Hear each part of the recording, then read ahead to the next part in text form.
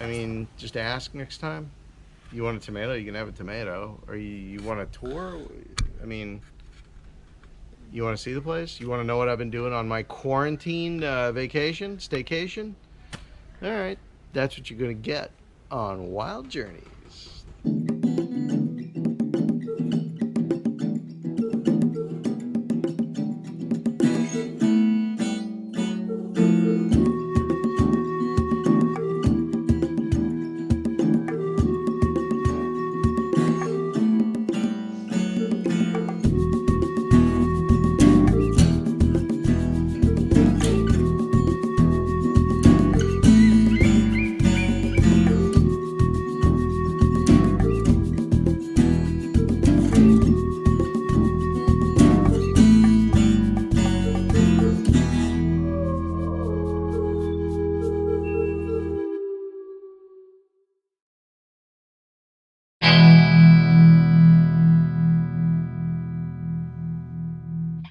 My quarantine has been interesting. I didn't want to sit in the house the whole day.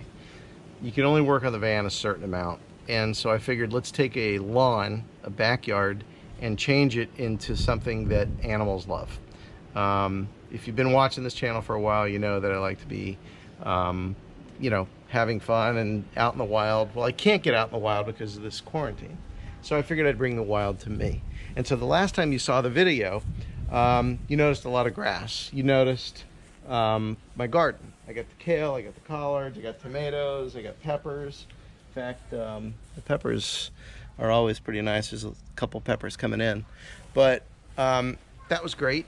But 10 yards of mulch, actually 13 yards of mulch, and some ingenuity and buying a few plants, I've turned this into a backyard where wildlife comes to me, which, as you know, I prefer. So I'll take you on a little tour.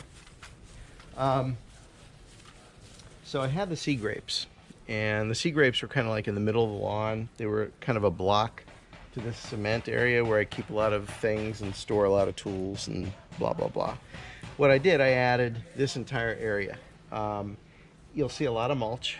You'll see a lot of new plants, a lot of flowers, and I installed all that.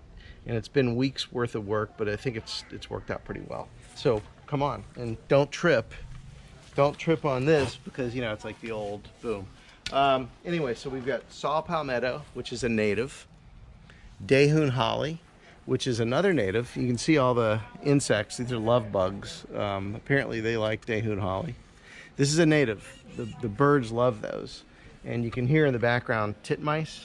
That's not a bad word. That's actually the name of the bird. Come on a little further.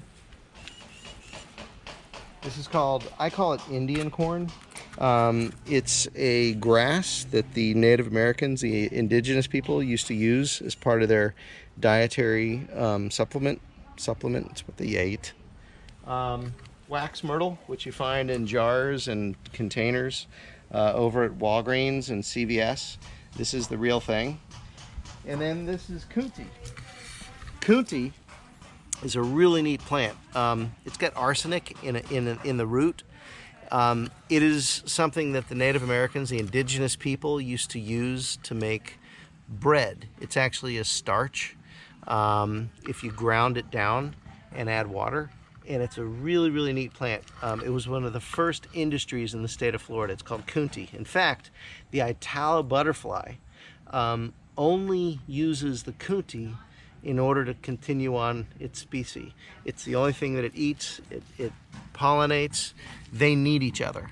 It's pretty neat. This is cocoa plum. Cocoa plum is a native also, and you can eat it. It's got a purple berry. It's pretty cool. And this is something called a scrub oak. That came from the front yard. I didn't know if it would transplant, but it's alive and well. This is another saw palmetto. And then this native area kind of stops and it moves into this area here where we've got a lot of flowers. And you'll see the bumblebee right there. There are hummingbirds, there are bees, and really neat, there are monarch butterflies everywhere. And what I also learned, I did a little research and I found that herbs really do good in areas like this. And so I've actually added some herbs, and I found these, believe it or not, people were throwing them away down the block. I threw it in the ground, and once you smell the leaf, you'll know that it's an herb. It's an Italian herb. It's oregano. It's really good. Smell it here. Smell it? Good? Oh yeah. Oh yeah. We got some mint over here. Mint is in a pot because my friend Janet said that it'll grow everywhere, so I potted it to keep the root in one place. And some of the Florida state flowers are here. And of course, this is the bird feeder that prevents squirrels from getting on top. And we've got a ton of bird seed up here. And we're getting a lot of birds in lately. Everything from pileated woodpeckers. We've seen a bald eagle today. Not that they're eating here, but it's pretty cool. Over here, we've got milkweed. The monarchs love this thing. And in the previous video, the milkweed has these hairy balls. And they actually call this plant the family jewel type plant. And apparently these are seeds that burst open, and that's how they disperse the seeds. Here's some more milkweed, a different type. Here's another type of herb, oregano. Oh, here's the milkweed seeds here. You can see. They're kind of neat. Some trees, some bromeliads. And by the way, I found the bromeliads on a trash pile. Somebody was throwing them out. I put them in, and they look pretty cool. And then I went on eBay, and since you know that I really like to be outdoors and I can't be outdoors, eBay has all kinds of signage that's available, like really cheap. And these signs were available. So trailhead, 2 mile ahead. A lot of people say, one more sign, you go this way. So originally, this area over here was the area that was all grass. Now it's hummingbirds, butterflies, and the birds can use the seed, and they come down from the tree. But I've added a temperature gauge, a thermometer, a thing that spins in the wind, a water gauge, and then down this way is some firebush. And this is another thing you can get on eBay. These signs are no longer used, and I just thought it was kind of neat that they're available. So again, it just makes me feel like at least I'm kind of outdoors when in fact I'm in my backyard.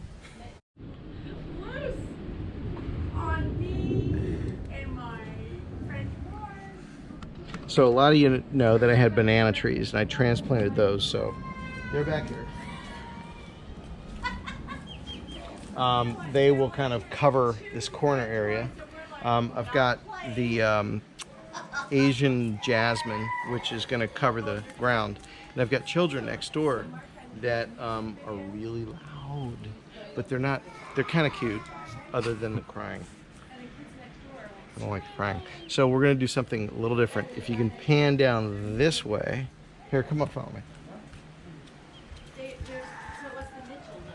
So the lights we'll get to in a minute, but on this side of the house, this was basically a wasted area. It was an area that was overgrown and had nothing back here at all. And so what I'm trying to do is create another area for some bromeliads, some other plants. I'm going to probably put bougainvillea back here so it'll grow up and I can kind of intertwine it into the wall, which will be really nice. That's the state of Florida palm tree, the cabbage palm. Those are pretty cool. So let's go take a look at the lights that I put in, and then I'll show you the bar that I built. So it's an old Florida themed bar, and I'm pretty proud of that. So, but let's start with the lights. here's the end of the light string.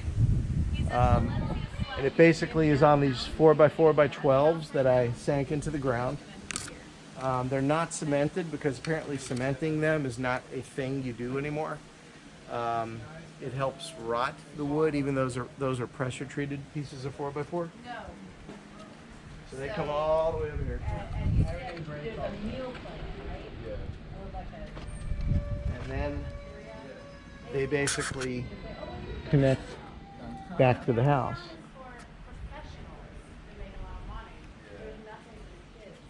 And those are the lights that are timed to come on at 8:21 every night, and that's pretty cool.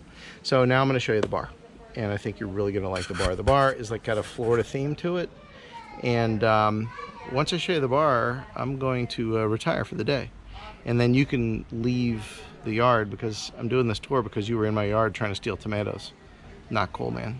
If you're going to be a teacher, you would benefit immensely from an internship before you go in and I just like work a lot, so it's what's your job?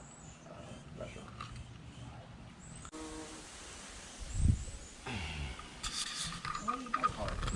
So I tried to build the bar without killing the wasps, because Karen thinks that there's a purpose for the wasps.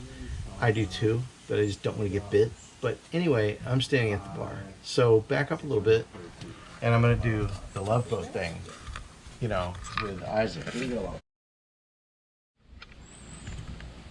All right, so that's the bar.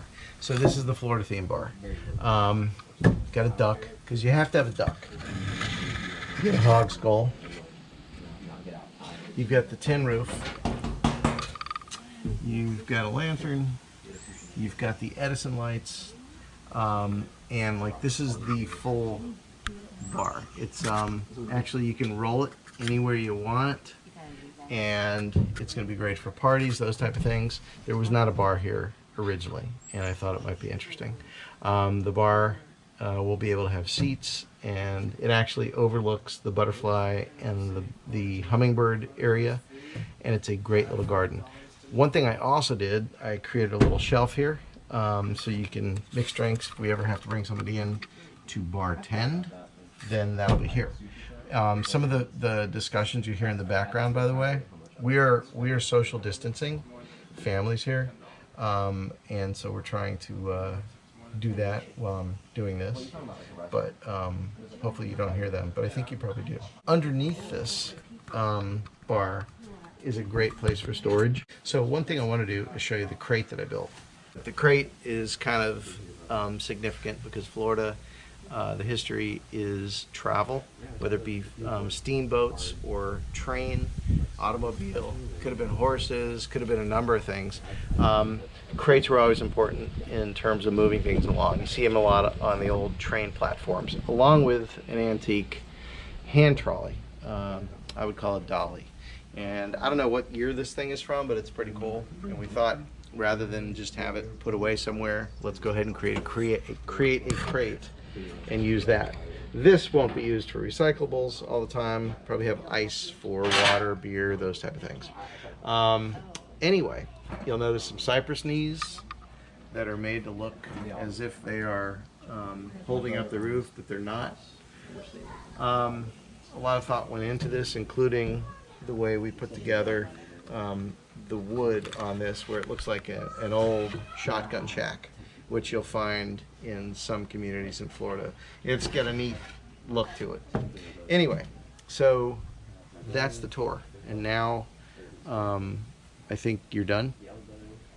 Okay, do you want to go get the tomato? Do you want to take a tomato for yourself? Okay, we'll give you the tomato. Anyway, thanks for joining Wild Journeys. We got Yellowstone coming up in August and September. Please like and subscribe if you saw anything in this video that you'd want to see more of, and I appreciate you checking it out. Thanks very much, and we'll talk to you soon. Bye-bye.